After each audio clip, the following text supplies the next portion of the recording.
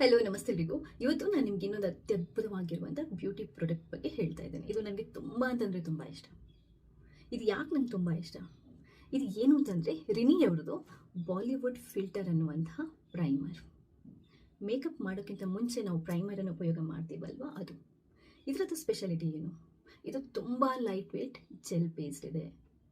ಇನ್ನೊಂದು ಏನು ಅಂತಂದರೆ ನಿಮಗೆ ಪೋರ್ಸ್ ಇದ್ದರೆ, ಕಲೆಗಳಿದ್ರೆ ಅಥವಾ ಡಾರ್ಕ್ ಸರ್ಕಲ್ ಇದ್ದರೆ ಕ್ಲೀನಾಗಿ ಕವರ್ ಮಾಡುತ್ತೆ, ಸ್ಮೂತ್ ಫಿನಿಶಿಂಗ್ ಕೊಡುತ್ತೆ. ಮೇಕಪ್ ಮಾಡೋದಕ್ಕಿಂತ ಮುಂಚೆ ನಿಮಗೆ ಸ್ಮೂತ್ ಆಗಿರುವಂಥ ಬೇಸನ್ನು ಇದು ಸೆಟ್ ಮಾಡುತ್ತೆ. ಮೇಕಪ್ ಆದ ನಂತರ ನಿಮಗೆ ಆ ಸ್ಮೂತ್ ಫಿನಿಶಿಂಗನ್ನು ಕೊಡಲಿಕ್ಕೆ ಕೂಡ ಇದು ತುಂಬ ಹೆಲ್ಪ್ ಮಾಡುತ್ತೆ.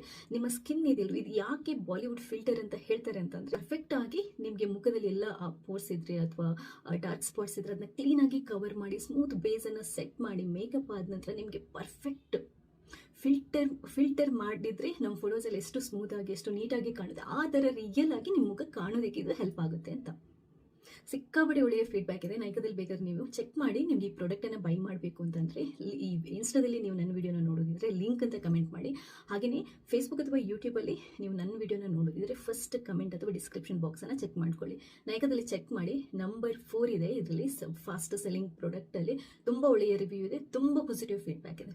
ಅದರಿಂದನೇ ನಾನು ತಗೊಂಡಿರೋದು. ನಂಗೆ ಯೂಸ್ ಮಾಡಿದ ನಂತರ ನನಗೆ ಅಂದರೆ ಅದರದ್ದು ಅಡ್ವಾಂಟೇಜ್ ಕ್ಲೀನಾಗಿ ಗೊತ್ತಾಗ್ತಾ ಇದೆ. ಯಾಕಂತಂದರೆ ನನ್ನ ಮುಖ ನೋಡಿ ನೀವು, ನಾನು ಜಸ್ಟ್ ಇದನ್ನ ಯಾವ ಥರ ಅಪ್ಲೈ ಮಾಡೋದು ಅಂತಂದರೆ ನೀವು ಮುಖ ತೊಳೆದು ಒರೆಸ್ಕೊಂಡು ಮಾಯಿಶ್ಚರೈಸರನ್ನು ಅಪ್ಲೈ ಮಾಡಬೇಕು ಯಾವಾಗಲೂ ಮೇಕಪ್ ಮಾಡೋಕ್ಕಿಂತ ಮುಂಚೆ.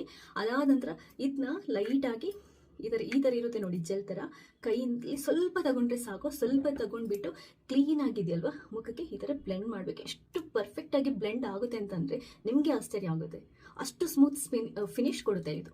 ಸೊ ಈ ವಿಡಿಯೋ ಇಷ್ಟ ಅಂದರೆ ಲೈಕ್ ಮಾಡಿ. ಪ್ರಾಡಕ್ಟನ್ನು ಬೈ ಮಾಡಬೇಕು ಅಂತಂದರೆ ಲಿಂಕ್ ಅಂತ ಕಮೆಂಟ್ ಮಾಡಿ.